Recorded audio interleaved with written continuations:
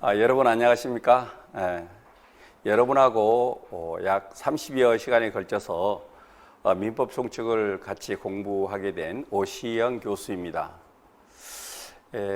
이제 제가 대학에서 민법 이 총칙을 강의할 때 이 민법 총칙이라는 것은 이 만법의 근원이라고 얘기를 하거든요. 그래서 이 민법 총칙을 이해하지 못하면 법학의 접근 자체가 안 됩니다. 그러니까 이것은 민법 총칙의 총칙일 뿐만 아니라 모든 법의 총칙이다라고 생각을 하셔야 되고요. 제가 당부드리고 싶은 것은 민법 총칙을 소홀히 하면 절대로 안 된다라는 것입니다. 무슨 말인지 이해가시죠? 그리고 민법 총칙을 강의할 때 이제 물론 선생님들 따라서는 압축 강의를 하게 되면 30시간 이내로 이렇게 짧게 하는 분들도 있고 또 몇 시간 더 늘려서 하는 분들도 있고 그러는데 3시간 정도 6시간 정도 시간을 아끼려다가 3년 4년을 더 잡아먹는 그런 경우가 참 많아요. 그러니까 민법 총칙은 저하고 이렇게 강의를 수강을 하면서 여러분들이 기초를 잡았으면 좋겠습니다. 교수님이 여러분에게 약속하는데 민법 총칙은 대한민국에서 저보다 더 강의 잘하는 교수가 없다. 그러니까 오시영 교수를 믿고 민법 총칙에 올인을 하겠다 이렇게 생각을 하고 제 강의를 들어주셨으면 좋겠습니다. 무슨 얘기 이해하시겠습니까? 그러면 민법 총칙은 말이죠. 전부 조문이 184개로 되어 있습니다. 184개 조문으로 되어 있는데 크게 보면 통칙이다 그래가지고요. 통칙이다 그래가지고 모든 법에 대해서 전부 적용되는 그런 아주 통칙 개념이 있는데 그것이 1조하고 2조가 그런 기능을 합니다. 그 다음에 이제 3조부터 나오는 것이 이 주체 3조부터 나오는 것이 주체에 대해서 나옵니다. 주체. 권리 주체죠. 권리 주체에 대해서 나오는데 이것은 두 가지가 나옵니다. 자연인과 법인이 나옵니다. 자연인과 법인이. 그래서 3조에서부터 97조까지 나옵니다. 그리고 98조에서부터 이 객체에 대해서 나옵니다. 98조부터 객체에 대해서 나오는데 우리가 권리의 객체는 아주 다양합니다. 인간이 여러 가지 형태로 만들어낼 수가 있기 때문에 그것을 크게 나누면 물건과 권리쯤으로 나눌 수가 있어요. 우리가 얻고자 하는 것이 물건에 대한 권리일 수도 있고 또는 권리에 대한 권리일 수도 있고 그렇기 때문에 물건과 권리에 관한 것이 있는데 우리 민법 총칙에서는 물건에 대해서만 규정을 해놓고 있습니다. 그 다음에 네 번째로는 이 주체와 객체를 연결시켜주는 연결고리가 있지 않겠어요? 그래서 그 매개고리, 이 매개고리 역할을 하고 있는 법률행위에 대해서 주로 법률행위를 중심으로 규정을 해놓고 있습니다.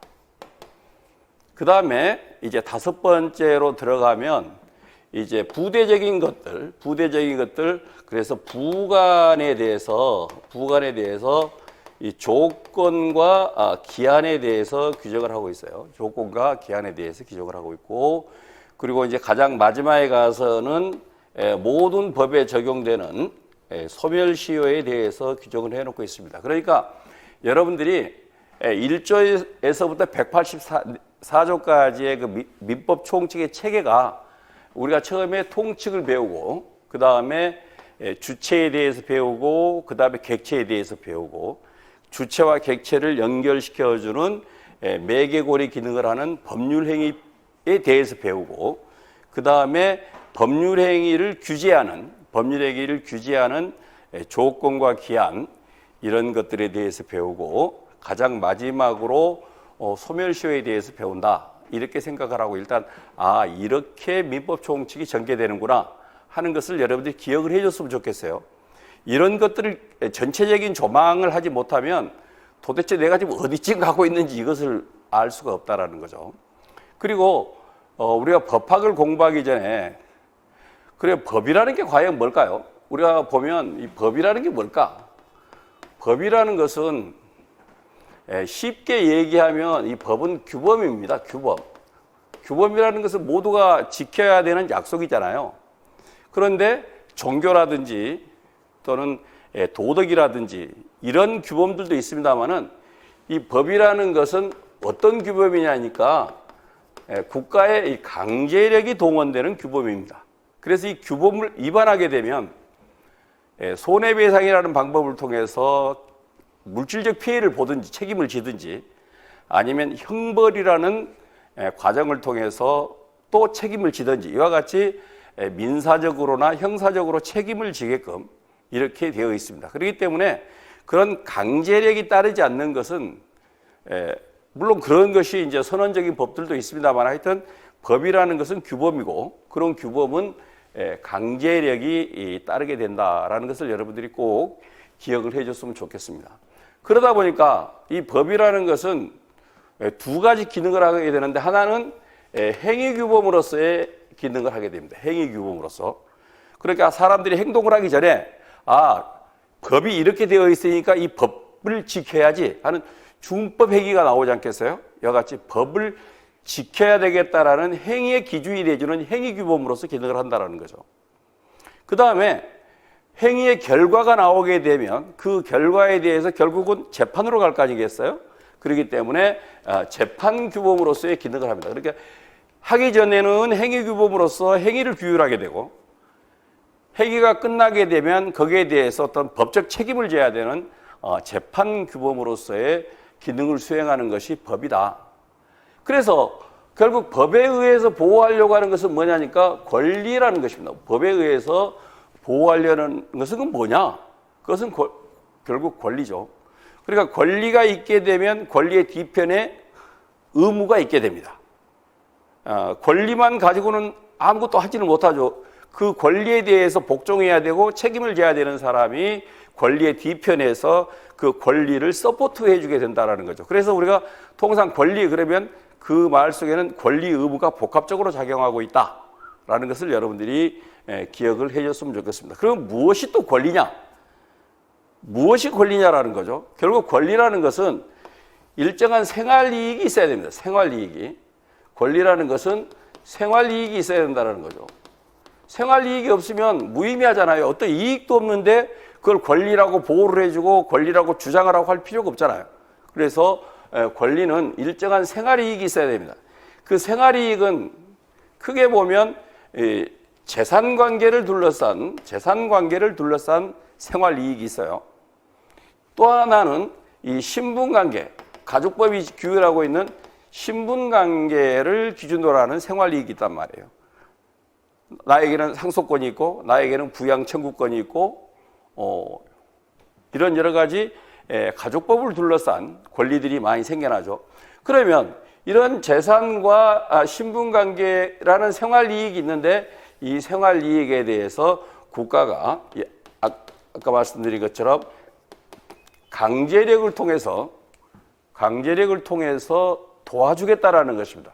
재산에 대한 침해가 있거나 신분에 대한 침해가 있는 경우에는 강제력을 통해서 도와주겠다. 이게 권리라는 것입니다. 나중에 이제 깊이 들어가서 공부를 하겠습니다만은 이런 강제력이 없는 것, 그러니까 생활이익은 있는데 강제력이 없는 것을 우리가 통상 뭐라고 하냐면 반사적 이익이라고 합니다. 반사적 이익 또는 반사적 효과 같은 의미로 쓰이는데 반사적 이익이나 반사적 효과라는 말은 이익은 있는데 그게 침해되었을 때 국가가 도와주지를 않는다라는 것입니다.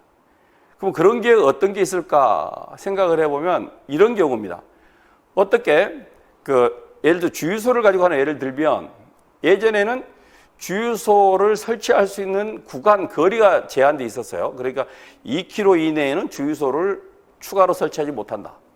요즘도 그 공정거래법에 의해 가지고 몇 미터 이내에는 동일한 프랜차이즈 이런 가맹점을 설치하지 못하도록 이렇게 제한을 가해 놓고 있잖아요. 그렇게 되면 본사가 갑질을 할 것이기 때문에요. 이런 것처럼 몇 미터의 거리를 두고 영업을 할 수 있도록 독점권을 주게 되면 그 안에서는 독점을 할 수 있으니까 생활이익이 있죠. 그런데 만일 그것을 위반해서 원래는 500m 반경 내에는 어떤 가맹점을 설치하지 못하도록 했는데 300m에다가 또 하나의 가맹점이 직영점이 설치가 됐다. 그렇기 때문에 예전에는 500m 반경 내에 500명으로부터의 그 영업 독점권을 가지고 있던 사람이 300m로 축소가 되니까 영업이익이 60%로 다운이 되겠죠. 그러더라도 소송을 통해서 그걸 구제받을 수 없는 그런 경우를 우리가 얘기하면 반사적 이익이라고 한다라는 거죠. 그러니까 결국 반사적 이익이라는 것은 이익은 있는데 강제력으로 도와주지 않는다.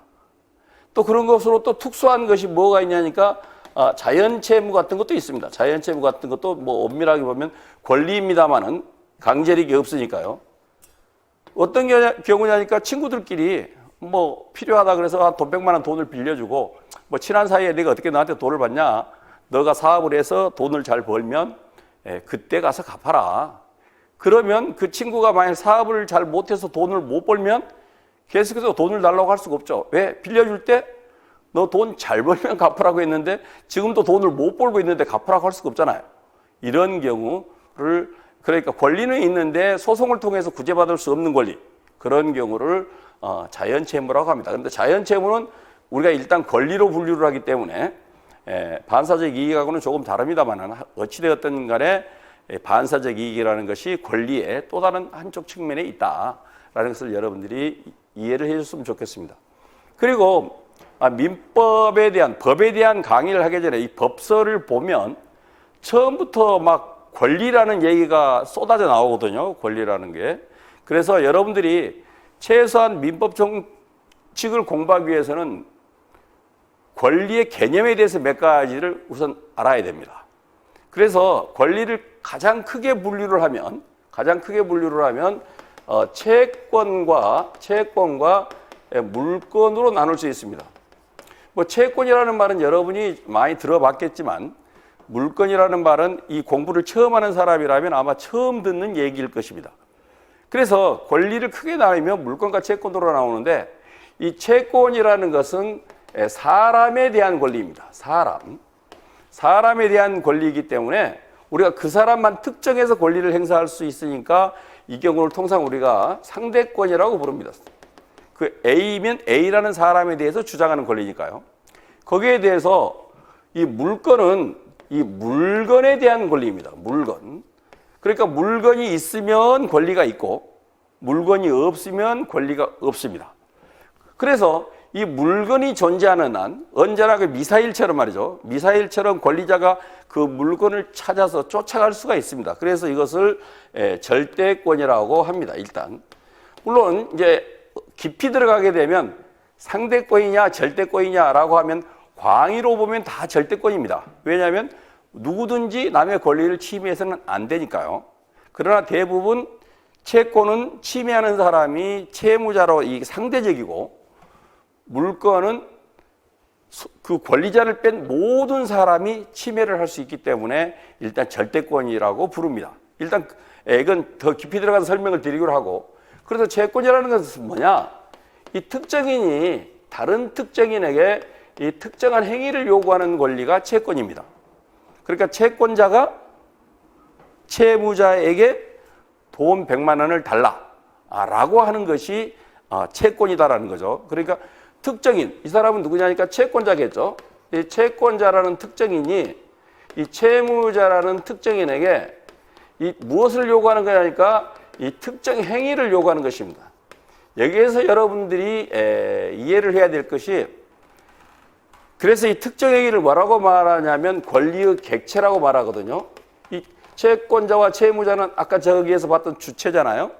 권리의 주체들끼리 이 객체를 가지고 지금 서로 해달라고 요구를 하고 해줘야 될 의무를 부담하게 되고 한다라는 거죠. 그런데 이 특정 행위가 예를 들어서 어떤 경우냐면 돈을 주는 행위, 이게 특정 행위라는 거죠. 돈을 주는 행위. 그러면 여기서 돈은 뭐냐? 돈. 이 돈은 이 권리의 객체가 아닙니다. 좀 이해하기 어렵겠지만 권리의 객체는 행위가 객체라는 거죠. 이 행위가 객체이고 행위의 객체, 이 돈을 갖다 우리가 뭐라고 말하냐면 목적물이라고 부릅니다. 그래서 여러분들한테 드리고 싶은 얘기는 이 법서를 읽다가 권리의 객체라는 말이 나오고 권리 객체는 권리의 목적이라고도 합니다. 같은 오브젝트, 같은 개념이니까요. 권리의 목적이라는 말이 나오고 권리의 목적물이라는 말이 나오면 그것은 비슷한 말 같지만 다른 말이다라는 거죠. 권리의 객체, 권리의 목적에서 하나 더 들어가야지 권리의 목적물이 나온다라는 거예요. 그러니까 권리의 객체와 권리의 객체 이것을 갖다가 목적이라고 한다라고 했어요. 이 권리의 목적과 목적물은 서로 다른 개념이다라는 것을 꼭 기억을 해주시기 바랍니다. 그렇기 때문에 이 돈을 주는 행위는 누가 침범을 할 수 있냐면 이 채무자가 침범할 수 있는 거죠. 그렇죠? 누가 침범할 수 있냐면 채무자가 침범할 수 있는 것이고 채무자가 침범하게 되니까 상대권이다라고 부른다라는 것입니다. 무슨 말인지 알겠죠? 그래서 채권은 사람과 사람과의 권리라는 것이고 사람과 사람끼리 일정한 목적을 요구하는 것이 채권이고 그 목적의 객체를 우리가 목적물이라고 부른다라는 것을 꼭 기억을 해뒀으면 좋겠어요. 개념을 잡아야지 법학은 이해가 됩니다. 그 다음에 물건이라는 것은 뭐냐? 물건이라는 것은 이 권리자가 물건에 대해서 행사할 수 있는 권리입니다. 그러니까 이것은 이제 뭐 물권자라고 하지만 보통 그냥 권리자라고 합시다. 이 권리자가 이 물건에 대해서 직접 지배하는, 그러니까 어떻게 되냐니까 물건은 뭐라고 하냐면 물건을 직접 지배한다라고 얘기를 합니다. 가장 흔한 게 여러분들이 알고 있는 소유권입니다. 소유권. 여러분은 지금 수많은 소유권 물건을 가지고 있죠. 수많은 물건을 가지고 지금 여러분이 공부하고 있는 책상 외에도 컴퓨터도 있고 모니터도 있고 책도 있고 볼펜도 있고 연습할 수 있는 종이도 있고 그 모든 것들이 다 물건이잖아요. 하나하나가 물건입니다. 그래서 그 물건을 여러분이 소유하고 있기 때문에 지배하는 거잖아요. 그러니까 물건을 직접 지배하는 권리를 물권이라고 한다라는 거죠. 그러니까 여러분이 소지하고 있는 그 종이 한 장, 그 종이 한 장은 여러분을 뺀 모든 사람이 훔쳐갈 수가 있습니다. 예를 들면 훔쳐갈 수 있다는 것은 권리를 침해했다라는 얘기죠. 그러니까 여러분을 권리자를 뺀 모든 사람이 침해할 수 있기 때문에 절대권이라고 부른다라는 것입니다. 무슨 얘기 이해가시죠? 왜 채권은 이 A라는 사람만 침해하니까 B라는 사람만 침해하니까 상대권인데 이 물건이라는 것은 이 A를 제외한 모든 사람이 침해할 수 있기 때문에 절대권이라고 부른다라는 것입니다. 무슨 말인지 알겠죠? 그래서 이 물건은 채권은 어떤 원칙에 의해서 유지가 되냐면 이 계약 자유의 원칙이다 그래가지고 당사자가 채권의 내용을 마음대로 만들어낼 수가 있습니다. 무슨 말인지 알겠어요? 채권은 채권자와 채무자가 마음대로 만들어낼 수 있다라는 거죠. 똑같은 아파트를 어떤 사람은 1억에 사고 팔 수도 있고 어떤 사람은 2억에 사고 팔 수도 있고 어떤 사람은 증여로 공짜로 줄 수도 있고 얼마든지 계약의 내용을 채권의 내용을 만들어낼 수가 있다는 것입니다. 그런데 물권은 물건에 대한 권리이기 때문에 이걸 마음대로 만들어냈다가는 사회가 혼란에 빠지게 됩니다. 왜냐하면 내가 생각하고 있는 물건과 상대방이 생각하고 있는 물건이 만약 다르다고 생각을 하면 똑같이 물건을 사겠습니다라고 하는데 물건을 팔겠다라고 할 때 서로 다른 물건을 사고 팔겠죠. 그렇기 때문에 물건에 관한 권리는 내용이 같을 수밖에 없습니다. 같아야만 물건을 기초로 채권 계약이 맺어질 수 있는 것이니까요. 그래서 물권 법정주의에 의해서 유지가 됩니다. 물권은 여러분들이 나중에 이제 185조 물권편으로 총칙편이 끝나면 물권편이 나오는데 이 185조에 가면 첫째 말이 뭐냐니까 물권 법정주의를 선언하고 있습니다. 그래서 물권은 법률의 규정에 의해서 뭐 하냐니까 물권 법정주의는 물권의 종류와 내용을 법으로 정해놓겠다.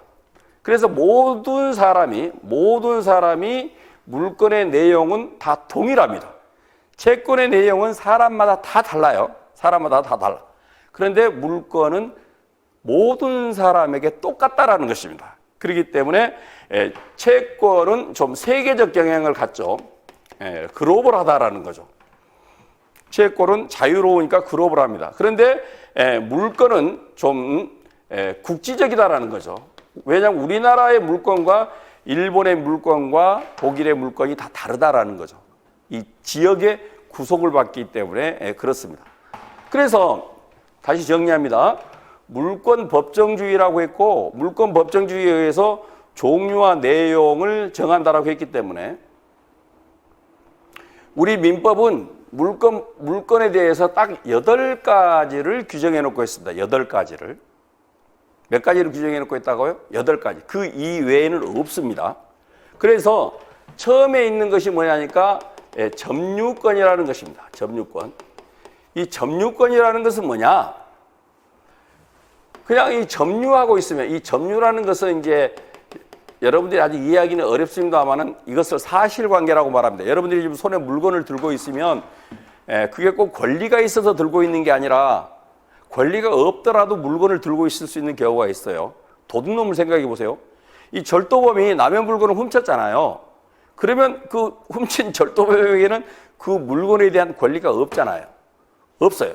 없는데도 점유하고 있다는 이 사실에 뭘 부여하냐니까 이 권리를 부여합니다.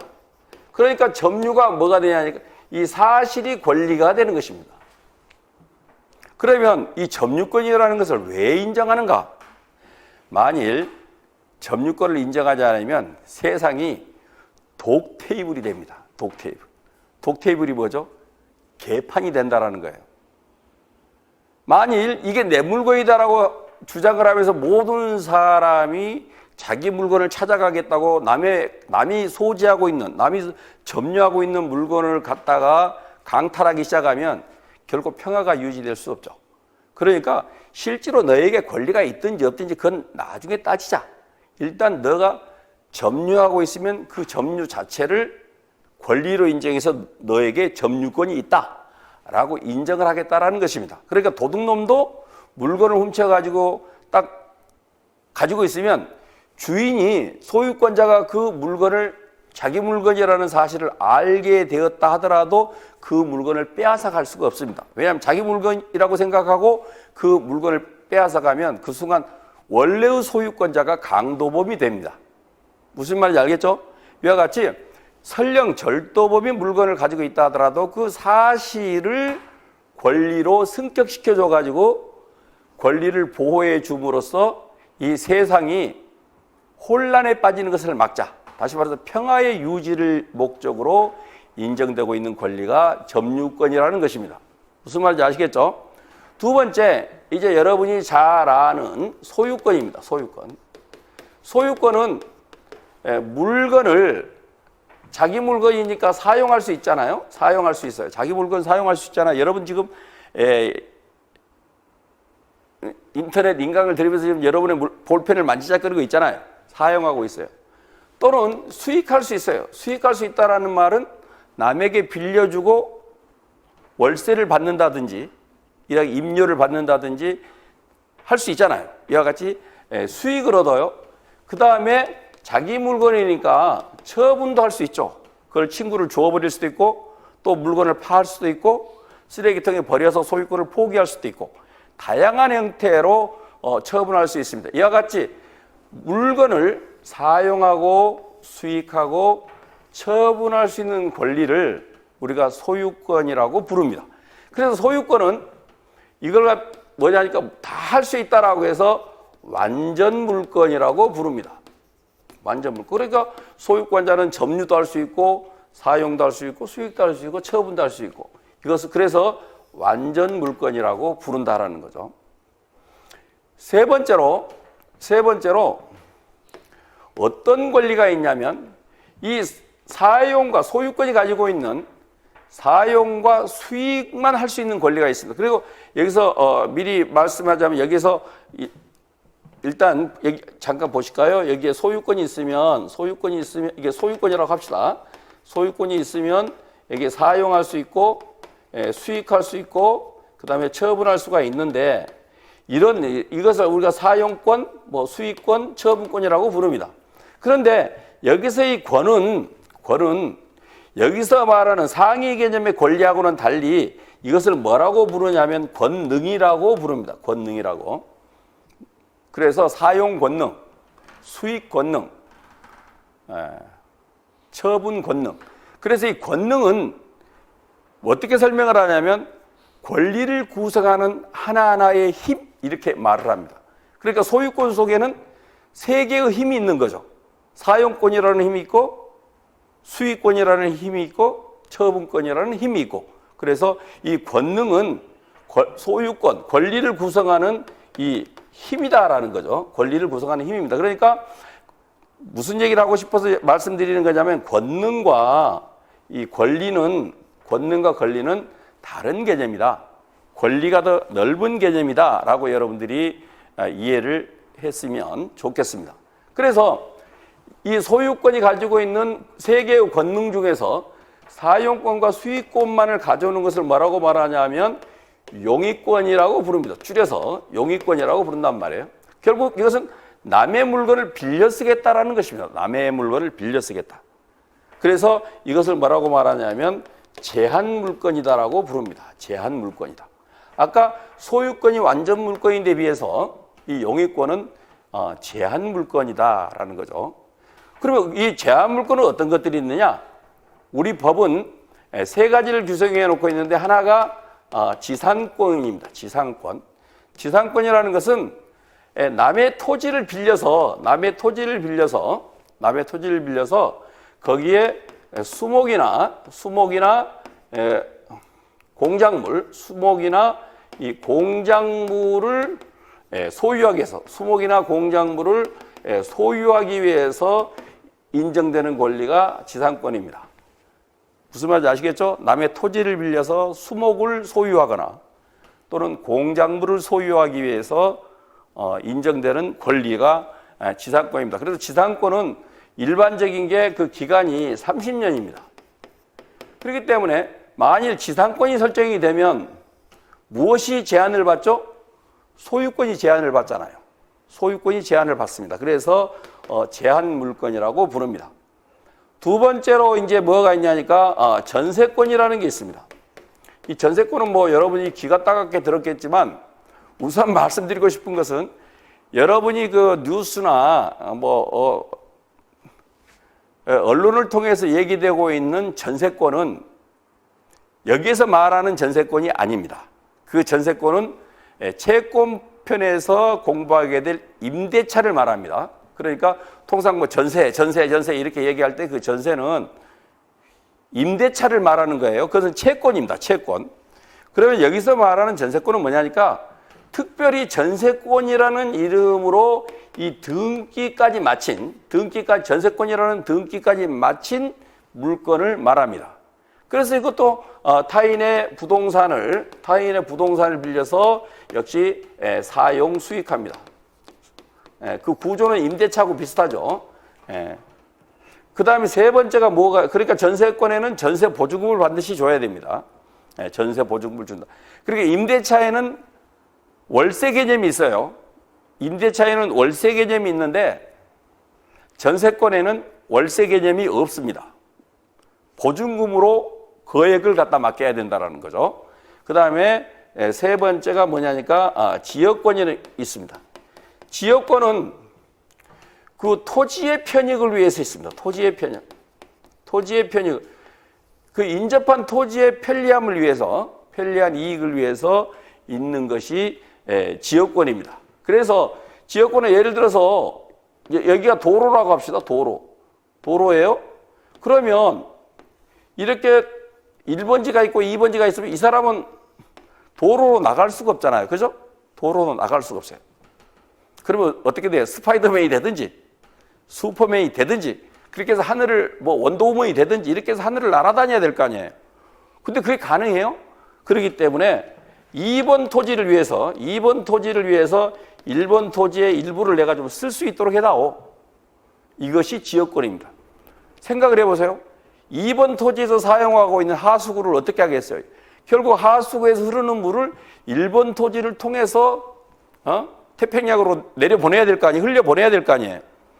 여러분 땅속으로 들어오는 수도 파이프 이런 것들도 다 넓게 보면 지역권의 한 구조입니다. 무슨 얘기 알겠죠? 서로 땅이 붙어 있으니까 독립돼서 살 수는 없잖아요. 그러니까 서로 너의 토지를 내가 이용하고 나의 토지를 너가 이용하도록 이렇게 서로 간에 보장을 해주자. 가장 대표적인 경우가 그래서 하여튼 이런 지역권 같은 게 있습니다. 그래서 용의권은 몇 가지가 있냐? 용의권은 이건 강학상에 설명을 하기 위한 개념이고, 이게 이제 법전에 나오는 이름이에요. 지상권, 전세권, 지역권이 있다. 그 다음에 네 번째 영역에 뭐가 있냐니까, 아까 소유권 중에서 이 처분권을 가져오는 것을 뭐라고 말하냐면 담보권이라고 부릅니다. 그래서 담보권은 담보를 잡았다가 만일 변제를 하지 않으면 그 담보를 잡은 것을 경매를 넣어가지고 팔아가지고 돈을 가져간단 말이죠. 이렇게 되면 소유권자가 그걸 못 팔게 할 수가 없다라는 거예요. 왜? 빚을 못 갚은 죄로. 무슨 말인지 알겠어요? 그러니까 이 담보권에는 뭐가 있냐? 담보권에는 첫 번째가 질권이라는 게 있습니다. 질권. 질권이라는 말을 처음 들어보는 사람도 있을 텐데요. 질권이라는 말은 쉽게 말하면 질권은 동산입니다. 동산. 또는 권리. 동산이나 권리를 담보로 잡히는 것을 질권이라고 합니다. 가장 쉽게 여러분들이 이해를 하려면 전당포를 생각하면 돼요. 전당포에 금반지를 갖다 잡히고 돈을 빌려가잖아요. 그런데 석 달간 돈을 빌렸는데 못 갚았다. 그러면 전당포 주인이 그 금반지를 팔아버리잖아요. 권리도 마찬가지입니다. 만일 여러분이 특허권을 가지고 있는데 특허권을 담보로 잡히고 돈을 빌렸었단 말이에요. 그런데 돈을 못 갚았어요. 그러면 그 담보를 잡은 사람이 특허권을 팔아버리겠죠. 이와 같은 식으로 질권의 대상은 동산과 권리입니다. 동산과 권리이고, 이렇게 동산과 권리를 담보로 잡히고,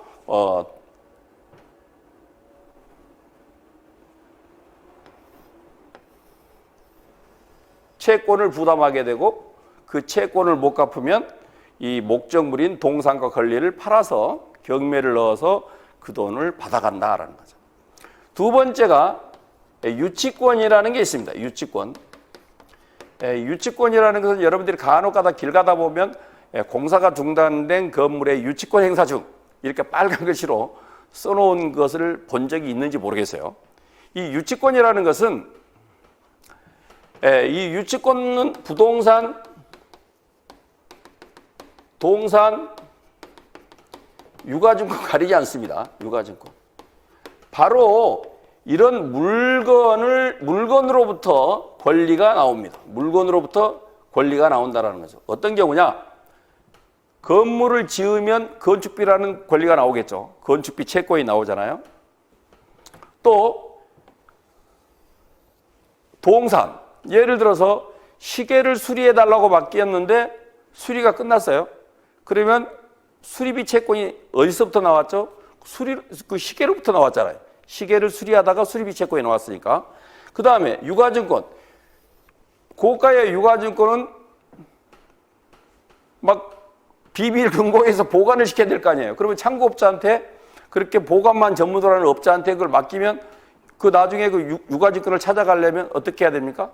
보관료를 내야 될 거 아니에요. 이와 같이 건물로부터 건축비라는 채권이 나오고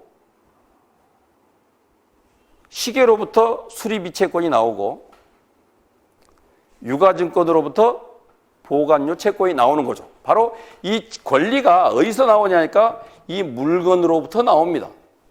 그럴 때 이 물건 주인이 내가 소유권자니까 내 물건을 찾아가겠다라고 할 때 물론 당연히 건축비를 주고 수선비를 주고 보관료를 주면서 찾아가면 얼마나 좋겠어요?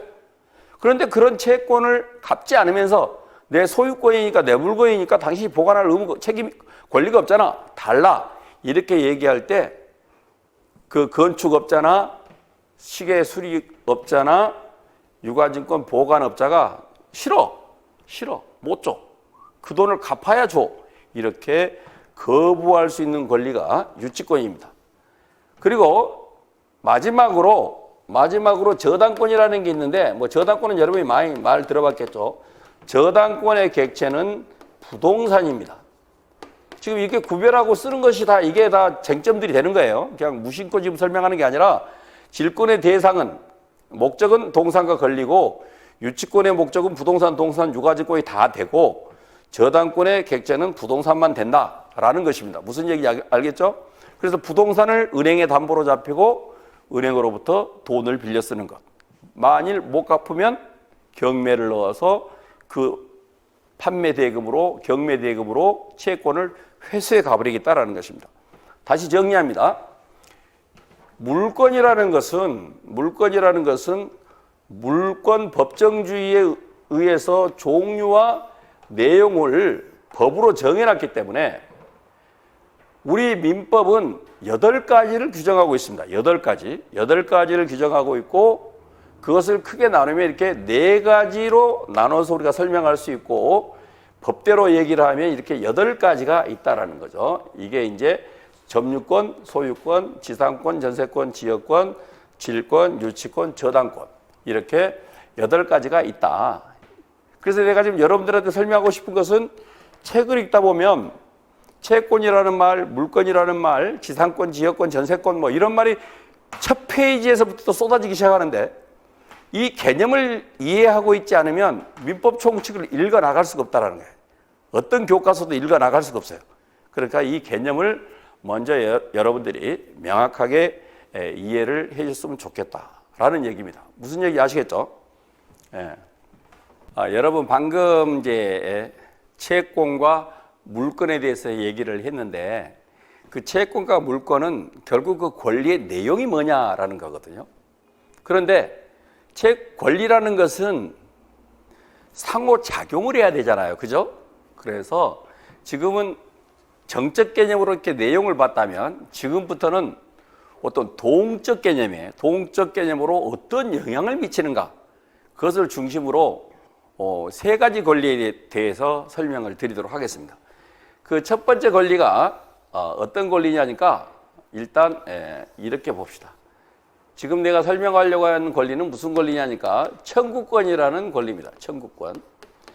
이 청구권이라는 것은 어떻게 설명을 하냐면 청구권의 뜻이 뭐냐 이렇게 얘기를 하면 또 특정인이 다른 특정인에게 이렇게 특정한 행위를 요구하는 권리다 이렇게 얘기를 합니다. 그러면 좀 조금 전 강의 때 생각할 때 해보면 내가 뭐라고 설명하냐면 여기는 이제 채권인데요. 채권인데 여기도 특정인에게 특정한 행위를 요구하는 권리라고 설명했습니다. 그러면 여러분이 이제 채권과 청구권이 같은 것인가? 이렇게 생각하기 쉽습니다. 그런데 우선 결론부터 말하면 채권은 정적 개념이에요. 채권은 정적 개념이고 청구권은 동적 개념이란 말이에요. 움직인단 말이에요. 움직인다라는 것은 누군가에게 영향을 미친다라는 얘기예요. 그래서 청구권, 여기는 또 아까 우리가 공부했던 물권이 있습니다. 그래서 채권이 이행이 안 되면 계속해서 청구를 하게 됩니다. 돈 갚아라, 돈 갚아. 채권은 있지만 이건 관념적인 권리이기 때문에 채무자가 안 갚으면 꿈속에서 중얼거릴 뿐이잖아요. 그러니까 여러분들이 채무자를 찾아가서 어이 김 사장 돈 갚으셔 얘기를 해야 될 거 아니에요. 이렇게 돈 갚아 하고 요구를 하는 권리가 청구권이란 말이에요. 작용을 미치잖아요. 너 돈 갚아. 안 갚으면 너 속된 말로 죽어. 이럴 수도 있잖아요. 돈 갚아? 마찬가지로 물건의 경우도 여러분이 돈 지갑을 여기다 넣고 갔는데 호주머니에 넣고 갔는데 소매치기가 훔쳐갔어요. 그러면 여러분이 소매치기한테 가서 뭐라 그러겠어요? 내 지갑 너 가져갔냐? 너 그 돈 잘 써라. 그럴 사람이 누가 있어요? 가서 뭐라 그러겠어요? 야, 그건 내 지갑이니까 내놔. 하고 역시 청구를 하게 되겠죠. 다시 말해서 채권에서도 채권을 달성시키기 위해서 침해가 있게 되면 청구권을 행사하게 되고, 물건에서도 물건이 침해를 받게 되면 청구권을 행사한다라는 거죠. 무슨 말인지 알겠어요? 그러니까 채권과 청구권은 지금 여기 내가 이렇게 그렇게 교집합이라고 합니까? 이렇게 서로 얽혀 있는 부분은 닮았다라는 거죠. 그러나 이 부분하고 이 부분은 서로 다른 권리다라는 거예요. 이 엉켜 있는 부분만 같은 권리라는 거예요. 다시 말해서 청구권도 채권에서도 나오지만 어디서도 나온다고요? 물건에서도 나온단 말이에요. 그리고 더 나아가서 이 가족권에서도 나오겠죠. 가족권. 응? 가족권. 15살짜리는 부모에게 아버지 나를 부양해 주세요 라고 부양 청구권이 생기잖아요. 또 80 먹은 아버지는 50대 아들한테 아들 나 늙어서 돈을 못 보내. 내 부양료를 좀 주게. 부양료 청구권이 있죠. 아내는 집에서 가정생활을 하고 남편이 나가서 돈을 빌면 남편한테 나를 부양해달라 라고 요구할 수 있는 권리가 있단 말이에요. 이런 것처럼 청구권은 채권에서만 나오는 게 아니라 물권, 가족권, 여기 또 공권을 넣으면 공권에서도 나오겠죠. 선거권을 달라 이런 식으로. 이와 같이 채권은 이 작용에 관한 권리다라는 거죠. 이 청구권은 작용에 관한 권리인데 이렇게 계속해서 뭘 해달라라고 요구할 수 있는 권리를 청구권이라고 한다라는 거죠. 그 다음에 청구권 다음에 또 하나 권리가 있는데 그게 뭐냐니까 형성권이라는 권리가 있어요. 형성권이라는 권리가 있어요. 형성권이라는 권리가. 이 형성권이라는 권리는 뭐냐? 형성이라는 말은 우리가 법률 용어로 어떤 의미로 쓰이냐면 권리가 발생하고 변경하고 그 다음에 소멸할 때 우리가 형성이라는 말을 씁니다. 무슨 말인지 알겠죠? 우리가 요즘 트랜스포머라는 영화가 유행이잖아요. 막 자동차가 로봇으로 변해가지고 막 지구를 정벌하고 그러지 않습니까? 여러분들도 그거 보면서 황당하다라고 생각하고 있겠죠. 그러나 가까운 시일 내에 진짜 그런 세상이 올 겁니다. 왜냐하면 애니메이션이나 영화에서 상상한 것들은 모두 인간이 만들어내고 있거든요. 그래서 권리가 발생, 변경, 소멸하는 것을 형성권인데 이 형성권이라는 것은 어떤 속성을 갖냐면 일방적이라는 거예요. 일방적 의사표시를 하면 권리관계가 발생하기도 하고 변경하기도 하고 소멸하기도 해요. 그러면 예를 들어보면 매매 완결권이라는 형성권이 있어요. 매매 완결권이라는 형성권이 있는데 이 매매 완결권이라는 형성권은 매매를 예약했어요. 여러분 많이 하잖아요. 여러분이 데이트할 때 식당 예약하잖아요. 그래서 전화로 나 7시에 몇 사람이 갈 테니까 식당 예약해 주세요 하고 여러분 예약을 했어요. 예약을 했으면 그 7시에 가서 그 식당 주인한테 7시에 예약한 누구누구입니다. 좌석을 주세요 라고 하면 식당 주인은 반드시 좌석을 줘야 돼요. 그게 형성권이라는 거예요. 완결권이니까. 그래서 이 매매 완결권 같은 경우도 물건을 예매를 했었을 때, 여러분이 극장표를 예매를 했잖아요. 극장표를 예매를 했었을 때 극장에 매표소에 가서 내가 예매한 극장표를 달라라고 하면 줘야 된다라는 거죠. 그것을 우리가 예매권이라고 얘기를 하지만 법률 용어로 말하면 매매 완결권이라는 거예요. 그게. 또 이게 뭐냐니까 권리의 발생에 해당이 되겠죠. 그죠?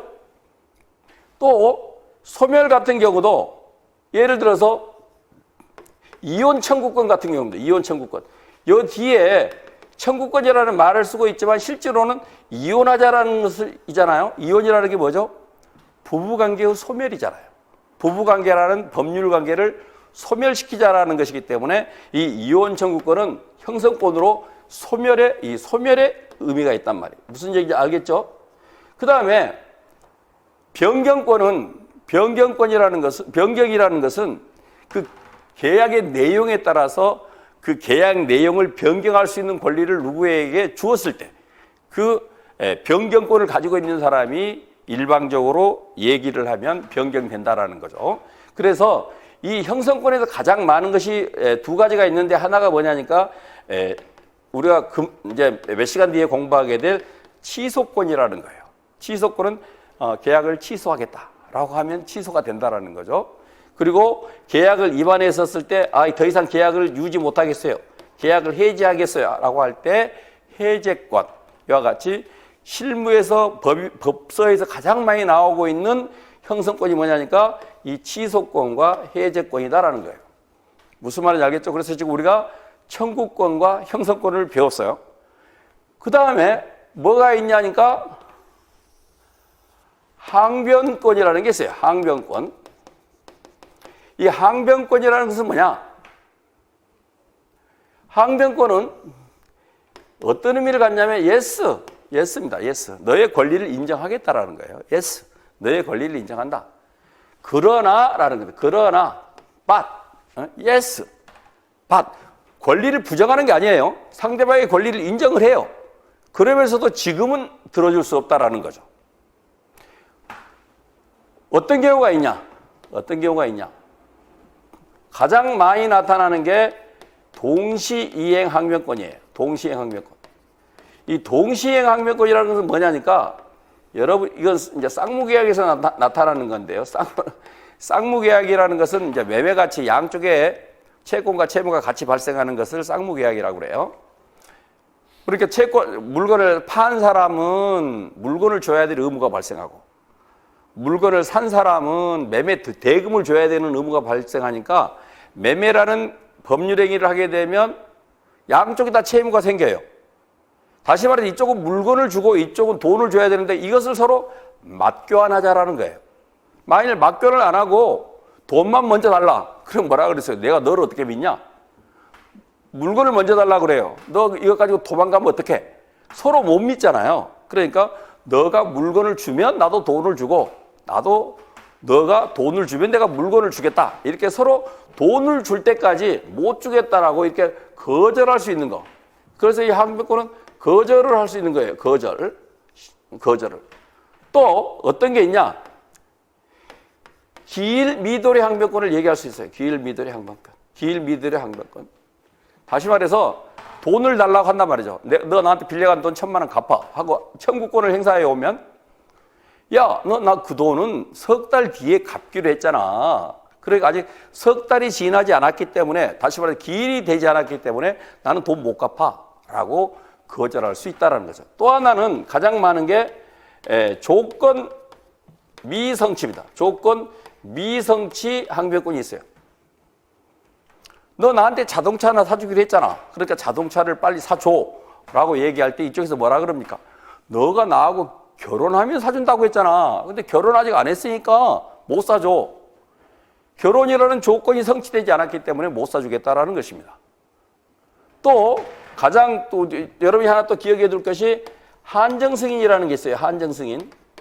이 한정승인이라는 것은 뭐냐면 이것은 이제 영구적 항변권인데요. 영구적. 이제 영원히 행사 이런 것은 이런 것들은 한시적으로 행사하는 거죠. 한시적 항변권인데 이 한정승인은 영구적 항변권입니다. 다시 말해서 아버지로부터 물려받은 재산이 1,000만 원밖에 안 돼요.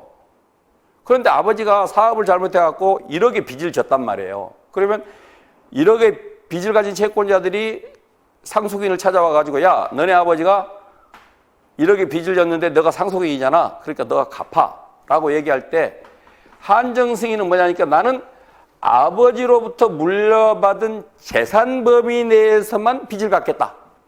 이 한정승인은 법원에서 결정을 해줘야 되는 거예요. 내 마음대로 한정승인이 되는 게 아니고 법원에 가서 아버지 돌아가시고 석 달 이내에 해야 되는 거예요. 석 달 이내에. 석 달 이내에 가서 법원에 가서 결정을 받는 거예요. 법원에 재판을 받는 거예요. 그렇게 해서 한정승인을 인정받게 되면 아버지로부터 물려받은 재산 범위 내에서만 빚을 갚겠다. 라고 할 수 있는 권리가 이 한정승인이에요. 이것은 영구적으로 행사할 수 있어요. 영구적으로. 다시 결론을 말합니다. 그래서 이 항변권은 이 청구권이 행사되어 왔었을 때 방패 역할을 하는 거라는 거죠. 그러니까 청구권이 칼이라고 한다면, 창칼이라고 한다면 항변권은 방패 기능을 하는 거예요. 방패 기능을. 그리고 여기서 봤던 형성권은 일방적 의사표시이기 때문에 딱 한 번 행사하는 거예요. 딱 한 번. 딱 한 번 행사할 수 있어요. 두 번 행사할 수가 없어요. 두 번째는 그런 권리가 없어져 버리니까. 취소도 딱 한 번. 계약 해제도 딱 한 번. 무슨 말인지 알겠죠? 그래서 다시 이 첫 번째 강의를 여러분들하고 정리를 합니다. 우리가 민법 청취를 공부하려면 법서에 수많은 권리들이 등장을 하는데 가장 기본적인 권리 개념이 채권이라는 개념과 물권이라는 개념이 있다.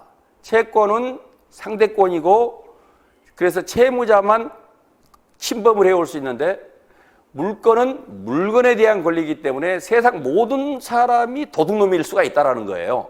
그러니까 그 말은 모든 사람이 침범해 올 수 있다는 거죠. 그리고 물건에 대한 권리이기 때문에 모든 사람이 그 권리의 종류와 내용이 같아야 돼요.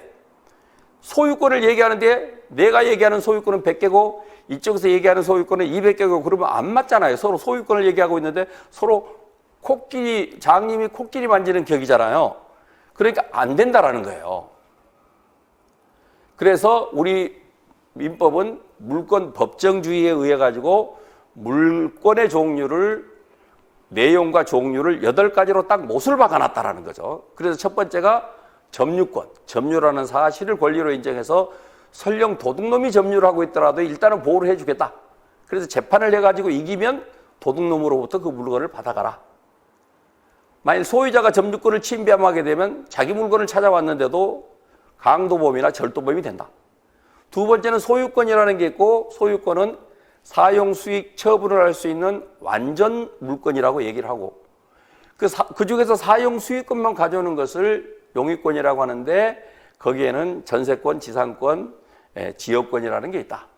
그리고 소유권 편에서 처분권만 가져오는 것이 담보물권이고 담보물권은 동상과 권리에 관한 유치권이 있고 질권이 있고 동산, 부동산, 유가증권 가리지 않고 발생하는 유치권이라는 게 있는데 그 유치권은 바로 그 물건으로부터 점유가 가지고 있는 그 물건으로부터 돈 받을 권리가 생겨난다. 그 다음에 저당권이 있는데 저당권은 부동산에 대한 거다.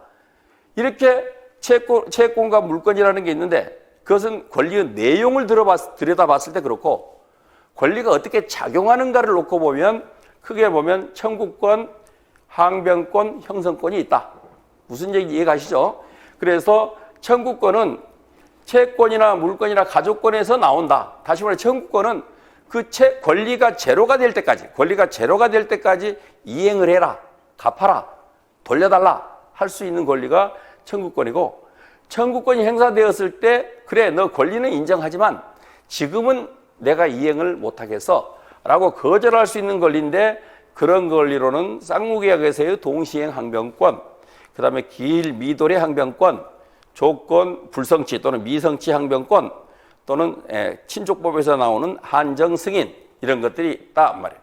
그리고 마지막 형성권이라는 것은 형성이라는 말은 권리의 발생, 변경, 소멸을 얘기하는데 일방적 의사표시에 이루어지는 것이고 매매 완결권 같은 경우는 권리의 발생, 이혼 청구권 같은 것은 권리의 소멸, 그 다음에 어떤 변경권을 가지고 있는 사람이 행사하게 되면 권리 내용이 변경되는 이런 권리의 발생, 변경, 소멸에 관한 것이고 가장 많은 형성권은 많이 행사되고 있는 언급되고 있는 것이 취소권과 해제권이다. 이것 정도를 기억하고 교재를 읽어나갈 때 정확하게 그 뜻을 이해하면서 여러분들이 읽어가시기를 바랍니다. 그러면 이것으로 첫 번째 강의를 마치도록 그렇게 하겠습니다.